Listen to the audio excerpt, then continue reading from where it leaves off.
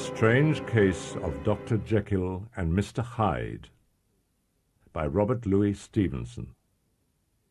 Story of the Door. Mr. Utterson, the lawyer, was a man of a rugged countenance that was never lighted by a smile, cold, scanty, and embarrassed in discourse, lean, long, dusty, dreary, and yet somehow lovable. He was austere with himself, drank gin when he was alone, and though he enjoyed the theatre, had not crossed the doors of one for 20 years. But he had an approved tolerance for others.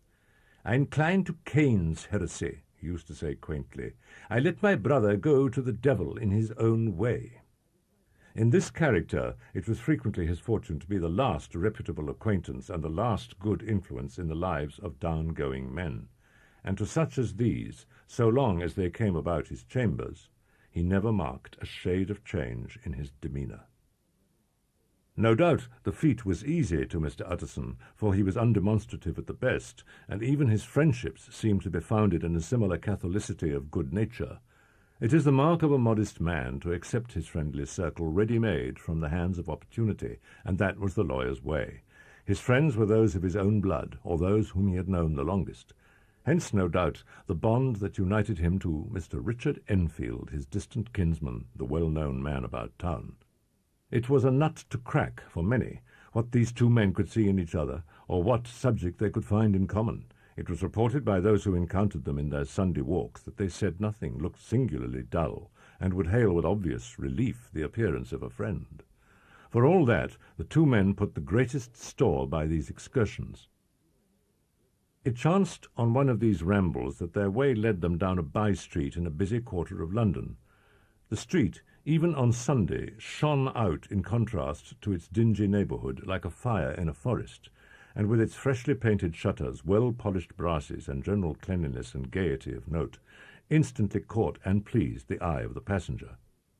Two doors from one corner, on the left hand going east, the line was broken by the entry of a court, and just at that point a certain sinister block of building thrust forward its gable on the street. It was 2 stories high, showed no window, nothing but a door on the lower story, and a blind forehead of discoloured wall on the upper, and bore in every feature the marks of prolonged and sordid negligence. The door, which was equipped with neither bell nor knocker, was blistered and distained. Tramps slouched into the recess and struck matches on the panels. Children kept shop upon the steps. The schoolboy had tried his knife on the mouldings, and for close on a generation no one had appeared to drive away these random visitors or to repair their ravages. Mr. Enfield and the lawyer were on the other side of the street, but when they came abreast of the entry, the former lifted up his cane and pointed. "Did you ever remark that door?" he asked, and when his companion had replied in the affirmative, "It is connected in my mind," added he, "with a very odd story." "Indeed?" said Mr. Utterson. "And what was that?" "Well, it was this way," returned Mr. Enfield. "I was coming home about 3 o'clock of a black winter morning, and my way lay through a part of town where there was literally nothing to be seen but lamps, street after street, and all the folks asleep. Street after street, all lighted up as if for a procession, and all as empty as a church. All at once I saw 2 figures, one a little man who was stumping along eastward at a good walk, and the other a girl of maybe 8 or 10 who was running as hard as she was able down a cross street. Well, sir, the 2 ran into one another, naturally enough, at the corner, and then came the horrible part of the thing, for the man trampled calmly over the child's body and left her screaming on the ground. It sounds nothing to hear, but it was hellish to see. It wasn't like a man, it was like some damned juggernaut. I gave a view hello, took to my heels, collared my gentleman, and brought him back to where there was already quite a group about the screaming child. He was perfectly cool, and made no resistance, but gave me one look so ugly that it brought out the sweat on me. The people who had turned out were the girl's own family, and pretty soon the doctor, for whom she had been sent, put in his appearance. Well, the child was not much the worse, more frightened, according to the sawbones, and there you might have supposed would be an end to it. But there was one curious circumstance. I had taken a loathing to my gentleman at first sight. So had the child's family, which was only natural. But the doctor's case was what struck me. He was the usual cut-and-dry apothecary of no particular age and colour, with a strong Edinburgh accent and about as emotional as a bagpipe. Well, sir, he was like the rest of us. Every time he looked at my prisoner, I saw that Sawbones turn sick and white with a desire to kill him. I knew what was in his mind, just as he knew what was in mine, and killing being out of the question, we did the next best. We told the man we could and would make such a scandal out of this as should make his name stink from one end of London to the other. If he had any friends or any credit, we undertook that he should lose them, and all the time, as we were pitching it in red hot, we were keeping the women off him as best we could, for they were as wild as harpies. I never saw a circle of such hateful faces, and there was the man in the middle with a kind of black, sneering coolness.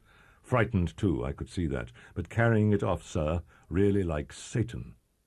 "If you choose to make capital out of this accident," said he, "I am naturally helpless. No gentleman but wishes to avoid a scene," says he. "Name your figure." Well, we screwed him up to £100 for the child's family. He would have clearly liked to stick out, but there was something about the lot of us that meant mischief, and at last he struck. The next thing was to get the money. And where do you think he carried us but to that place with the door? Whipped out a key, went in, and presently came back with a matter of £10 in gold and a cheque for the balance on Coutts's, drawn payable to bearer and signed with a name that I can't mention, although it's one of the points of my story, but it was a name at least very well known and often printed. The figure was stiff, but the signature was good for more than that, if it was only genuine. I took the liberty of pointing out to my gentleman that the whole business looked apocryphal, and that a man does not, in real life, walk into a cellar door at 4 a.m. and come out of it with another man's cheque for close upon £100. But he was quite easy and sneering. "Set your mind at rest," says he.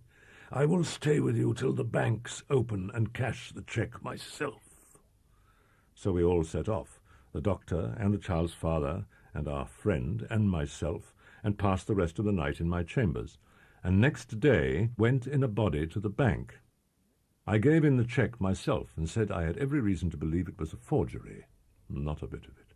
The cheque was genuine. "Tut, tut," said Mr. Utterson. "I see you feel as I do," said Mr. Enfield. "Yes, it's a bad story. For my man was a fellow that nobody could have to do with, a really damnable man, and the person that drew the cheque is the very pink of the proprieties, celebrated too, and what makes it worse, one of your fellows who do what they call good. Blackmail, I suppose. An honest man paying through the nose for some of the capers of his youth. Blackmail House is what I call that place with the door, in consequence. Though even that, you know, is far from explaining all," he added, and with the words fell into a vein of musing. From this he was recalled by Mr. Utterson asking rather suddenly, "And you don't know if the drawer of the cheque lives there?" "A likely place, isn't it?" returned Mr. Enfield. "But I happen to have noticed his address. He lives in some square or other." "And you never asked about the place with the door?" said Mr. Utterson. "No, sir. I had a delicacy," was the reply. "I feel very strongly about putting questions. It partakes too much of the style of the Day of Judgment. No, sir, I make it a rule of mine. The more it looks like Queer Street, the less I ask." "A very good rule, too," said the lawyer. "But I have studied the place for myself," continued Mr. Enfield. "It seems scarcely a house. There is no other door, and nobody goes in or out of that one but, once in a great while, the gentleman of my adventure. There are 3 windows looking on the court on the first floor, none below. The windows are always shut, but they're clean. And then there is a chimney which is generally smoking, so somebody must live there." The pair walked on again for a while in silence, and then, "Enfield," said Mr. Utterson, "that's a good rule of yours." "Yes, I think it is," returned Enfield. "But for all that," continued the lawyer, "there's one point I want to ask. I want to ask the name of that man who walked over the child." "Well," said Mr. Enfield, "I can't see what harm it would do. It was a man of the name of Hyde." Said Mr. Utterson. "What sort of man is he to see?" "He's not easy to describe. There's something wrong with his appearance, something displeasing, something downright detestable.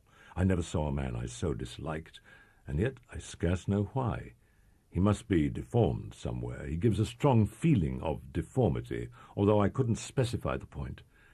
He's an extraordinary-looking man, and yet I really can name nothing out of the way. No, sir, I can make no hand of it. I can't describe him. And it's not want of memory, for I declare I can see him this moment.